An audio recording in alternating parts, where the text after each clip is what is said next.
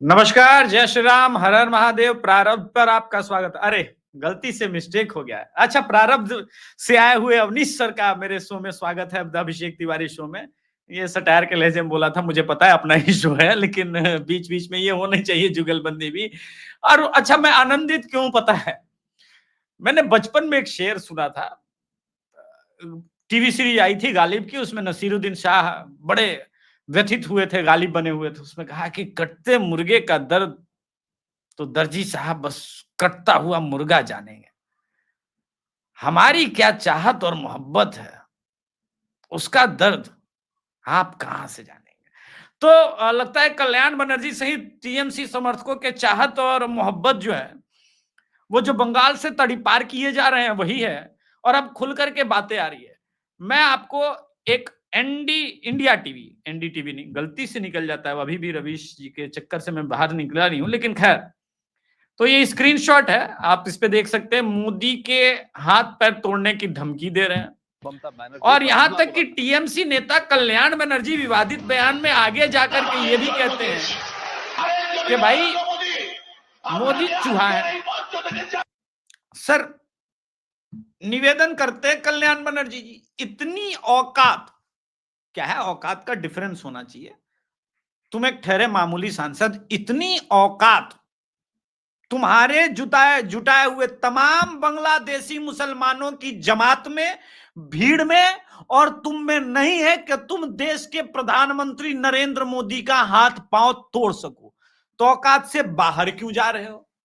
ये मुर्गे की तरह फड़फड़ा क्यों रहे हो? और सिर्फ वही नहीं, एसआईआर पर आपको पता है कि कल इलेक्शन कमीशन के ऑफिस के अंदर अटैक किया गया। अब यही वो मोमेंट है जिसके बारे में मैं कहना भी चाह रहा था। ये भी मैं स्क्रीनशॉट दिखा दूं, वरना लोग कहेंगे कि फर्जी न्यूज फैला रहा है, फर्जी न्यूज। और कलकत्ता पुलिस पहले पे कहती है अरे फर्जी न्यूज।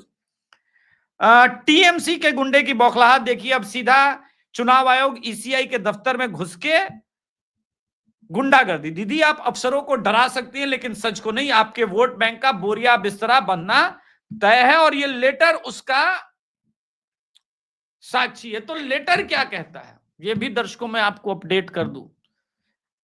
चुनाव आयोग ने कहा है कि ये जो डेटा ऑपरेटर आएंगे ना, ये बंगाल से नहीं होंगे, कॉन्ट्रैक्ट बेसिस पे हम बुला रहे हैं, और जो हम डेटा देंगे वही फीड होगा। यानी वहां पे टीएमसी के कैडर का, गुंडों का गुंडई नहीं चलेगा। जिसके डॉक्यूमेंट होंगे वो फीड होंगे, वरना जो डिटेक्ट होंगे वो डिलीट होंगे, और डिलीट होने के बाद डिपोर्ट होंगे। तो हमारे साथ अवनीश सर जुड़ चुके हैं, इनसे मैं उस कटते हुए मुर्गे के दर्द के बारे में जानूंगा। थोड़ा शायरी वायरी भी हो जाए, क्योंकि सर तो। प्रणाम सर।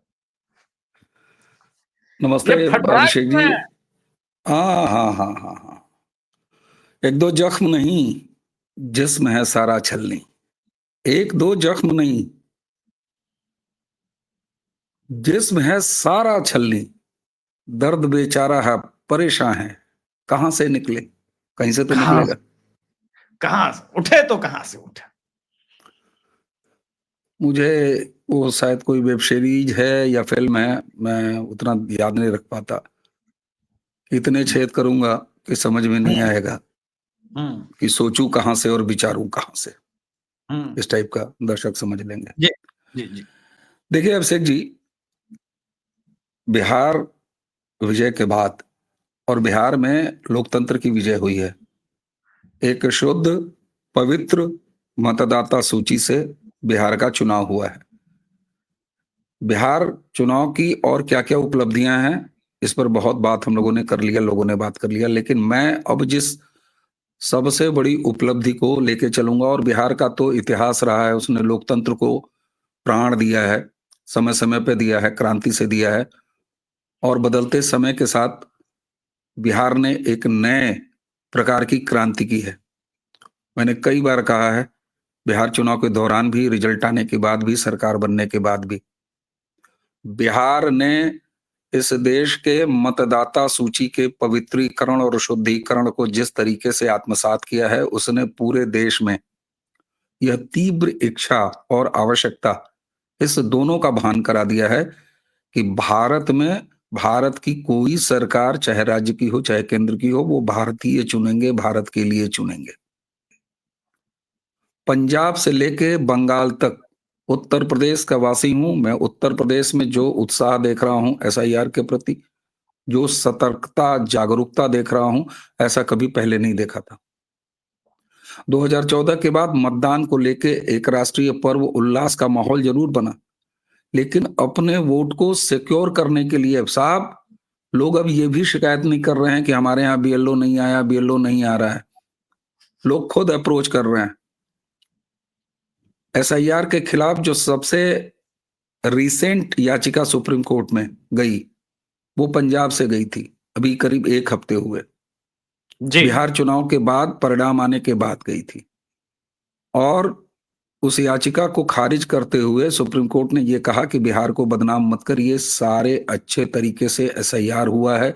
बिहार का उदाहरण वो एक मानक है कि सारे डॉक्यूमेंट किस तरीके से ऑथेंटिकेट हुए हैं, जमा हुए हैं, और हम आपकी याचिका खारिज करते हैं, जाइए चुपचाप एसआईआर कराइए। जी वेस्ट बंगाल की एक समस्या है।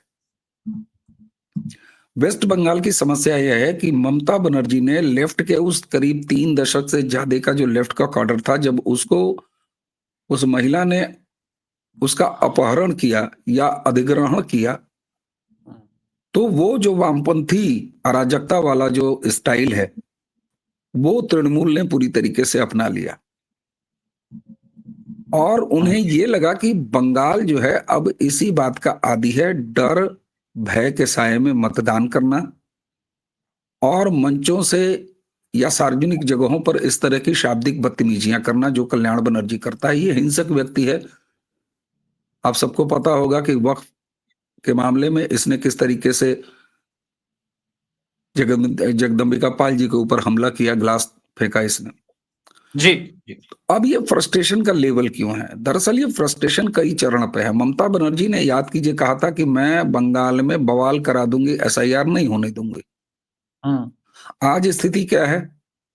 आज स्थिति यह है कि अगर ममता बनर्जी सड़क पर बवाल करा देती हैं, तो इलेक्शन कमीशन जिस तरीके से मतदाता सूची को लेकर सुप्रीम कोर्ट के आदेशानुसार, इच्छा अनुसार आगे बढ़ रहा है, एक संवैधानिक प्रक्रिया चल रही है।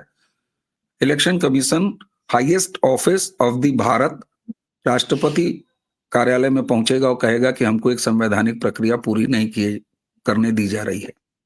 2 हिंट ममता आ गए बनर्जी हैं को मालूम। जी हाँ, इलेक्शन कमीशन की तरफ से 2 हिंट दे दिए गए हैं। 2 हिंट दे दिए गए हैं, और अगर अब इस तरह की बदमाशी ज्यादा दिन इन्होंने जारी रखी, तो राष्ट्रपति भवन से राष्ट्रपति शासन लगाने का आदेश निकलेगा, और सुप्रीम कोर्ट भी फिर उसमें कोई इंटरफियर नहीं कर सकेगा, क्योंकि संवैधानिक प्रक्रिया को आप नहीं रोक सकते। केंद्र सरकार, नरेंद्र मोदी सरकार भी मजबूर हो जाएगी, अगर न चाहते हुए भी, हम कह रहे हैं एक बार, वो नहीं रोक पाएंगे। और अगर राष्ट्रपति शासन लग गया, उसके दौरान एसआईआर हुआ और उसी के दौरान चुनाव हुआ, तो ममता बनर्जी की क्या स्थिति होने वाली है, अभी उस पर बिंदुवार में बात करूंगा पूरी डिटेल के साथ। दूसरी स्थिति क्या हो सकती है? दूसरी स्थिति ये हो सकती है कि ये लगातार इस तरह से अड़चन डालें, चिट्ठियां लिखें, और अभी तो मैं प्रतीक्षा कर रहा हूं कि इकोसिस्टम के लोग कब खड़े होते हैं। अलग अलग याचिकाओं के दौर भी अभी आएंगे। अभी आप इस धरने अनशन प्रदर्शन को उतर के राजधानी में भी देखेंगे, कलकत्ता के बाहर। मैं आपको बता रहा हूं दर्शकों, आगे आने वाले दिनों में आप देख लीजिए। लेकिन इसका असर क्या होगा ये भी बता रहा हूं। आगे कुआं पीछे खाई वाली स्थिति कैसे है इकोसिस्टम और ममता बनर्जी के सामने। अगर इन्होंने इसको लंबित करने का प्रयास किया और इलेक्शन कमीशन तय समय से ज्यादा समय तक एसआईआर करने पर बाध्य हुआ, तो उसी बीच में बंगाल विधानसभा का कार्यकाल समाप्त हो जाएगा, और अगर कार्यकाल समाप्त हो गया तो बाय डिफॉल्ट वहां पर राष्ट्रपति शासन लग जाएगा, और फिर एसआईआर भी राष्ट्रपति शासन में होगा, इलेक्शन भी राष्ट्रपति शासन में होगा।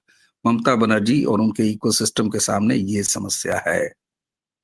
ऐसे ट्रैप में वो फंसी हैं, और मतदाता सूची का शुद्धिकरण अगर बंगाल में हो रहा है जिस तरीके से, और हो गया जिस तरीके से, वहां से भागने की नौबत आ रही है। नेपाल अब परेशान हो गया है, नेपाल में तांता लगा हुआ है।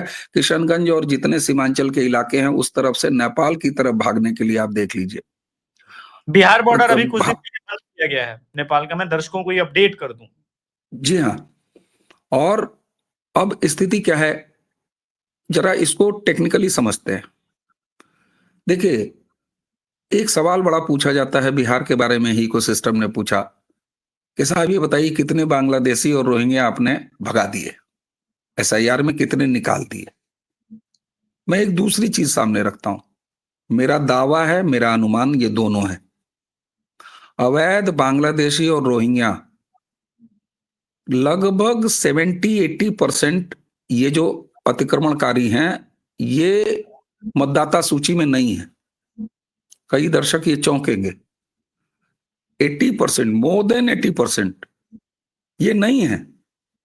और यही वजह है, इसका एक प्रमाण देता हूं। और ये क्यों फिर ममता के लिए जरूरी है, इनके जाने से क्यों परेशानी है, ये भी बताता हूं। भाई, जब ये मतदाता सूची में नहीं है तो ये तो आराम से अपना ठेला ठेलिया चला सकते थे, अपना काम कर सकते थे। ये भाग क्यों रहे हैं? ये भाग क्यों रहे हैं? ये भाग इसलिए रहे हैं कि मैं एक बात कहता हूं। शुरू में लोग कहते थे अरे आपको अकल ही नहीं है, आप समझ ही नहीं पा रहे हैं कि एसआईआर और एनआरसी में क्या फर्क है। मैं कहता था कि एक रूप में ये एनआरसी हो रही है। दरअसल बंगाल में इन जितने अवैध हैं उनके बीच ये मैसेज पहुंचा है कि भारत अपने नागरिकों की पहचान कर रहा है, गिनती कर रहा है। हमारे पास कागज नहीं है, हमको पकड़ा जाएगा, उठा के डिटेंशन कैंप में डाल दिया जाएगा। दूसरी तरफ तैयारी क्या है? एसआईआर हो रहा है बंगाल में, एसआईआर हो रहा है उत्तर प्रदेश में भी। यहां योगी आदित्यनाथ ने अस्थायी रूप से डिटेंशन कैंपों का निर्माण शुरू कर लिया है। जी, इस इधर से भी ये एहसास कराया जा रहा है कि हाँ, जिस तरीके से बिहार ने अपने एक एक मतदाता को, भारतीय मतदाता को सहेजा, उसके नाम को इंश्योर किया, उसी तरह से बाकी 12 प्रदेश भी करेंगे। मैसेज ये पहुंचा है जमीन पर कि भैया ये तो पकड़ लेंगे और पकड़ के हमको कर लेंगे। इससे अच्छा है अब्दुल सलमा रजिया, निकलो यहां से, चलो भाग लो। अब मुझसे ये प्रश्न जरूर पूछा जाना चाहिए कि जब आप ये कह रहे हो कि 70-80%, मोर देन 80% ये उसमें मतदाता सूची में है ही नहीं, तो फिर ममता बनर्जी क्यों परेशान हो रही हैं? बंगाल में इलेक्शन किस तरीके से होता है, अगर जिसको भी जमीन की जानकारी हो तो उसको 1 मिनट में मैं बता देता हूं साहब। आंखों देखा है। मतदाता जिस दिन पोलिंग होता है, पोलिंग बूथ और आबादी के बीच में जो जोड़ने वाले रास्ते होते हैं, उस रास्तों पर 3-4 तब लेफ्ट के गुंडे बैठ जाते थे चेयर डाल के। अब क्यों? अब टीएमसी के वही गुंडे जो लेफ्ट से आयाती थे वो बैठ जाते हैं। वो कहते थे अभिषेक, अवनीश, आपको पोलिंग बूथ तक जाने की कोई जरूरत नहीं है, आप घर में रहो, आराम से रोटी खाओ, भात खाओ। लेकिन अभिषेक और अवनीश, इन दोनों का वोट कास्ट होता है, वोट हमारा पड़ता है वहां पे। कैसे पड़ता है? यही जो 70-80% अवैध बांग्लादेशी रोहिंग्या जो कि मतदाता सूची में नहीं है, ये अभिषेक के नाम का पर्चा अब्दुल लेता है, अवनीश के नाम का पर्चा कोई मुजफ्फर लेता है, और वो फिर पोलिंग बूथ तक जाता है। अब वहां पर लोग कहेंगे कि अरे साहब वहां तो सेंट्रल फोर्सेज रहती हैं। सेंट्रल फोर्सेज का काम मतदाता की पहचान करना नहीं होता। सेंट्रल बिल्कुल। फोर्सेस का काम महज इतना होता है कि शांतिपूर्ण तरीके से मतदान चलता रहे। 100 मीटर के दायरे के बाहर सेंट्रल फोर्सेस नहीं तैनात होती हैं। अब अंदर जो पोलिंग कराने वाले जो कर्मचारी हैं वो कौन होते हैं? बीएलओ से लेके polling officer first, polling officer second, polling officer third और प्रिजाइडिंग ऑफिसर, इतनी यूनिट होती है। सर, सभी ये राज्य सारे के कर्मचारी। सारे ये सारे के सारे राज्य सरकार के कर्मचारी हैं, निरीह कर्मचारी हैं। किसकी बिल्कुल। हिम्मत है कि अब्दुल, जिसने अभिषेक का पर्चा लिया हुआ है, उससे ये कह दे कि तुम तो भैया तुम्हारी फोटो भी नहीं। वो कहता है यस यस, और वो टिक करता है, हाथ पे स्याही लगती है, और प्रिजाइडिंग अफसर ईवीएम मशीन की यूनिट को एक्टिवेट करता है, और अब्दुल अभिषेक जी का वोट डाल के चला आता है। अब लोग कहेंगे कि साहब वहां पर पोलिंग एजेंट भी तो होते हैं। टीएमसी के गुंडे आज और इससे पहले लेफ्ट के गुंडे, अगर वहां पर 6 पोलिंग एजेंट हैं तो एक टीएमसी का है, एक कांग्रेस का है, वो भी टीएमसी का है, बाकी जो 5 है वो भी टीएमसी के हैं। बिल्कुल, बिल्कुल। वहां चैलेंज किया नहीं जाता। तो ये जो संख्या है जो भाग रही है, अब ये इस लायक नहीं बचेंगे कि कोई अब्दुल अभिषेक जी का पर्ची ले और वहां पर वोटिंग कराए, कोई अवनीश का पर्चा ले वो वोटिंग कराए। तो इस वजह से इनको परेशानी है, क्योंकि ममता ये जान रही हैं कि ये जिस दिन भाग गए हम वोट कैसे डलवाएंगे। और जो सबसे बड़ी बात, जिस तरीके से प्रधानमंत्री ने बिहार विजय के बाद उद्घोष किया वेस्ट बंगाल का, उससे एक भय के वातावरण से मुक्ति मिलती हुई दिखाई दे रही है। मैं जमीन की आपको महक बता रहा हूं बंगाल की। वो मतदाता जिसने पिछली बार ही अगर सही तरीके से वोटिंग हुई होती तो ममता बनर्जी की सत्ता उखड़ चुकी होती, उसको बल मिला है कि 56 इंच की छाती वाला तैयार है। अब मैं एक चीज बार बार कह रहा हूं कि बंगाल यूनिट को बीजेपी की आवश्यकता है कि 100 इंच अपना भी जोड़े, 156 इंच बना के बंगाल के वोटर के सामने, मतदाता के सामने ये बता दे कि अब बेखौफ होके बाहर निकलो, हम तुम्हारे लिए हैं। ममता बनर्जी ये जान रही हैं कि उनके साथ खेला हो चुका है, और उनके साथ खेला किसी पार्टी ने नहीं किया है, किसी इलेक्शन कमीशन ने नहीं किया है, संविधान ने किया है, क्योंकि संविधान के जरिए ही मतदाता सूची का पवित्रीकरण का काम हो रहा है। तो इनकी जमीन उखड़ चुकी है, बंगाल का मतदाता भरा बैठा है, केवल वो विनम्र है, और किसी कोई भी भारतीय नागरिक विनम्र ही होना चाहिए, उसको अराजक नहीं होना चाहिए।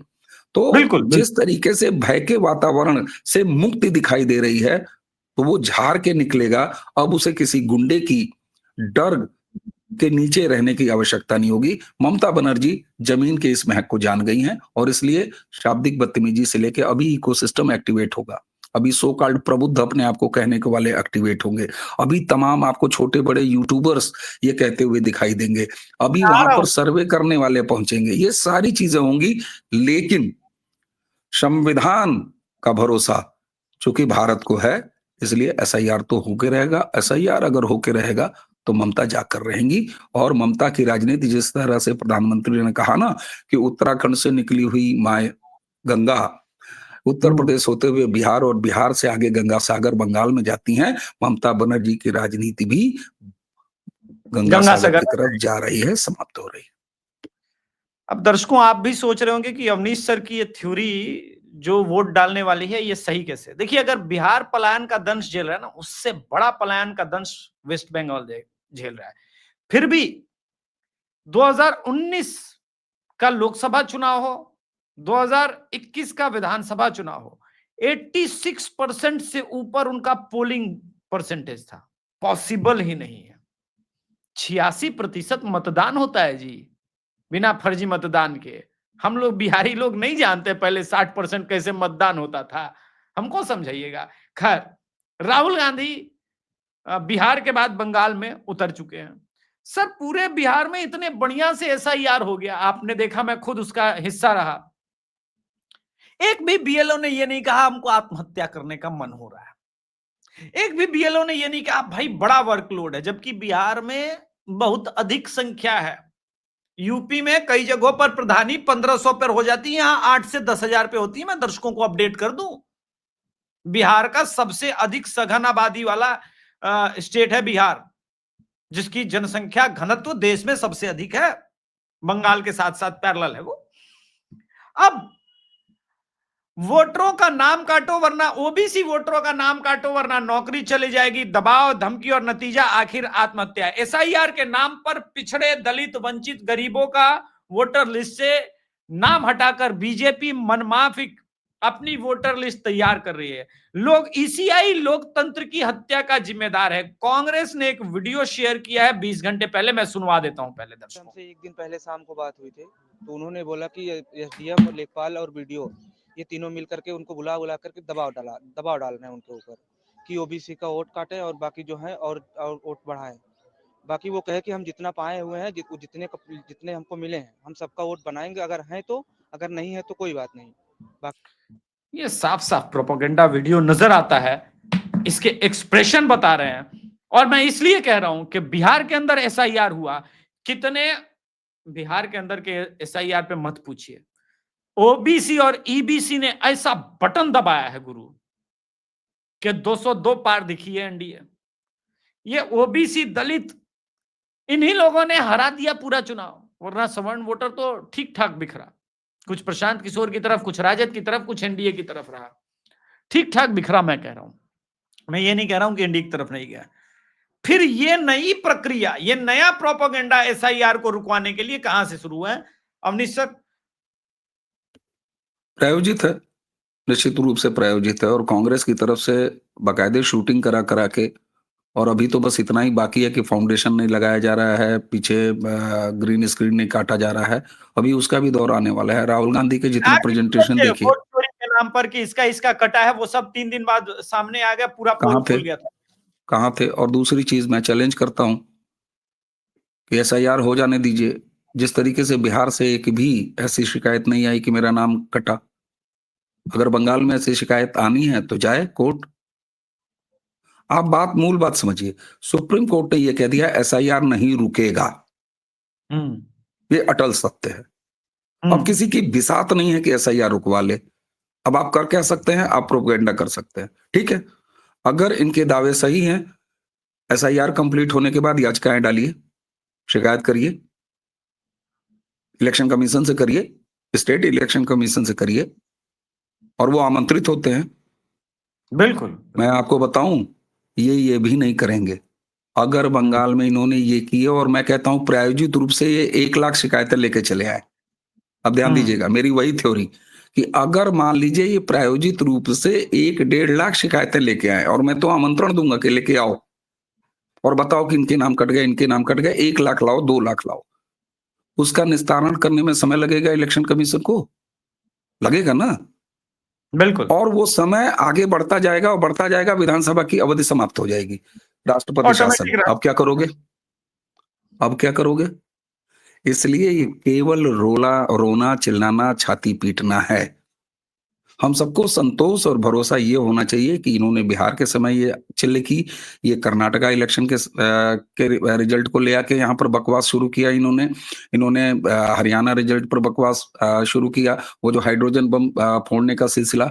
आप मुझे बताइए, इस देश की किसी कोर्ट ने इंटरटेन किया? नहीं किया। तो ये अपना ये काम करते रहेंगे बेहयाई का। और मैं तो निमंत्रण देता हूं कांग्रेस को और टीएमसी को कि बीजेपी ने अगर वाकई कोई फ्रॉड तरीका अपनाया है, इलेक्शन कमीशन बीजेपी के लिए मिला है, एक बार मैं आपकी बात को मान लेता हूं, तो मैं अगर तुम्हारा एडवाइजर हूं तो भैया मेरी एडवाइस मान लो, एसआईआर बीजेपी को मनमाने ढंग से करने दो, इलेक्शन कमीशन को मनमाने ढंग से करने दो। तुम 5 लाख 10 लाख शिकायतें लेके चले आओ, इलेक्शन कमीशन के छाती पर उठा के पटक दो। राहुल गांधी जो इतना बड़ा लाद के ट्राली से जो कागज लेके आए थे फालतू फर्जी, उनको कर्नाटक चुनाव के इतने बाद नहीं, ये जैसे ही वेस्ट बंगाल में एसआईआर पूरा होगा वैसे ही उतने बड़े ट्रक भर के लेके इलेक्शन कमीशन के दफ्तर में पहुंच जाओ और कहो इन सारी शिकायतों का निस्तारण करो। 6 महीने लगेंगे शिकायत निस्तारण करने में, और 6 महीने में उससे पहले मियाद खत्म हो जाएगी, राष्ट्रपति शासन लग जाएगा। इसीलिए मैं कह रहा हूं, आगे भी कुआं है, पीछे भी खाई है, हालत खराब है। प्रोपेगेंडा के अलावा और अब ये कुछ कर नहीं सकते। इनका रोना पीटना सब चलता रहेगा, एसआईआर भी होगा, शुद्धिकरण भी होगा, इसी बीच में तयशुदा कार्यक्रम के अनुसार चुनाव भी होंगे, और रिजल्ट जो आएगा उसे हम सब साथ बैठ के देखेंगे। ये भरोसा रखिए, इस देश के लोकतंत्र के खंबे को आप हिलाने की कोशिश में आप खुद हिल जाएंगे, आपसे होगा कुछ नहीं। अगर आपको इस देश में राष्ट्रवादी सत्ता को उखाड़ फेंकना है तो आप जमीन पर आइए, इलेक्शन लड़िए, राहुल गांधी सुन लें, उनका इकोसिस्टम सुन ले। आप इस देश की सरकार को बांग्लादेश की तरह अस्थिर नहीं कर सकते, नेपाल की तरह अस्थिर नहीं कर सकते। और नेपाल के बारे में मैंने 4-5 दिन, आप थोड़ा व्यस्त थे, आपसे इधर लंबे समय से बात नहीं हुई, मैंने राहुल गांधी को धन्यवाद देने का एक वीडियो बनाया अभिषेक जी, और मैं चाहूंगा कि आप भी उनको धन्यवाद दीजिए। राहुल गांधी ने कहा था, अब तो कांग्रेस टूटने की प्रक्रिया शुरू हो गई है, तो मैंने दूसरे दिया एकदम, मैं दूसरे रूप में धन्यवाद, एक और रूप में, वो तो मतलब धन्यवाद के पात्र हैं लगातार सीरीज में। राहुल गांधी ने यही तो कहा था, इस देश के जेनजी सड़क पर उतर जाओ, और भारत को नेपाल बना दो। मैंने राहुल गांधी को 2 उदाहरण देते हुए कहा, राहुल गांधी जी धन्यवाद, इस देश में जेन जी उतर चुका है। अरुणाचल प्रदेश में वहां के ठुकाई चल रही है। मूल बिल्कुल। युवा जो वहां के मूल निवासी हैं, जो आदिवासी हैं, और आप सोचिए इन्होंने लेफ्ट इकोसिस्टम में आदिवासी हिंदू नहीं है क्या जुलाब बेचने की वो कोशिश जय की। श्री राम का नारा लगा रहे हैं। वहां पर वो कह रहे हैं कि 2000 बांग्लादेशी और रोहिंग्या रोज अरुणाचल में घुसते हैं और हमारे हिंदू इकोसिस्टम को ये बर्बाद कर रहे हैं, हमारी डेमोग्राफी को ये तबाह कर रहे हैं, हम न इनकी मस्जिद रहने देंगे। और वो गांव-गांव जा रहे हैं, पहचान कर रहे हैं, पहचान करके भगा रहे हैं। मैंने कहा बिल्कुल। राहुल गांधी, और उन सारे युवाओं की एवरेज एज 20 से 22 साल है। मैंने कहा राहुल गांधी, ये भारत का जेन जी है जो अरुणाचल में उतर चुका है। दूसरा, 29 साल के बाबा बागेश्वर, भारत के धीरेन्द्र शास्त्री, वो जैन जी हैं जिन्होंने लाखों लोगों के समर्थन के साथ भारत में सनातन और हिंदू एकीकरण की यात्रा निकाली, जो वृंदावन में समाप्त हुई। हमने कहा राहुल गांधी, आपके आह्वान को धन्यवाद, हमारे यहाँ भारत में जैन जी उतर चुका है। बहुत बहुत धन्यवाद। बहुत बहुत धन्यवाद सर इस बेहतरीन विश्लेषण के लिए। दर्शकों से निवेदन है, कृपया दोनों गिलहरियों को ऐसे ही गिलहरी वाला आप लोग धीरे धीरे सहयोग देते रहें। अभिषेक तिवारी शो और प्रारब्ध को इसी प्रकार से प्यार देते रहें, समर्थन देते रहें। बिहार की तरह बंगाल में भी ग्राउंड जीरो पर जाके ग्राउंड रिपोर्टिंग करूंगा और चूल्हे हिलाऊंगा, इस बात की गारंटी मैं देता हूं।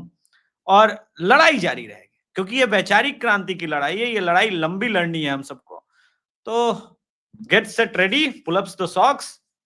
और हाँ, जेनजी वाला नारा जय श्री राम, जेनजी वाला नारा है, सही बता रहा हूँ। ये 6 दिसंबर 1992 को जो शौर्य दिवस मना, वहां जेनजी लोग ही थे। कोठारी बंधु क्या थे? हाँ, नहीं, कोठारी बंधु जेनजी थे। जो चढ़ा वहां पे समतलीकरण जो हुआ, वो भी जेनजी थे। सब जेनजी थे। और जेनजी 54% जेनजी ने बिहार में एनडीए को वोट किया। उस समय तो मैं भी जेनजी था अभिषेक। नहीं, अभी आप जेनजी दिखते हैं। चलिए, आज के संस्करण में धन्यवाद। जय श्री राम, हर हर महादेव, प्रणाम। हर हर महादेव, प्रणाम, जय जय श्री राम।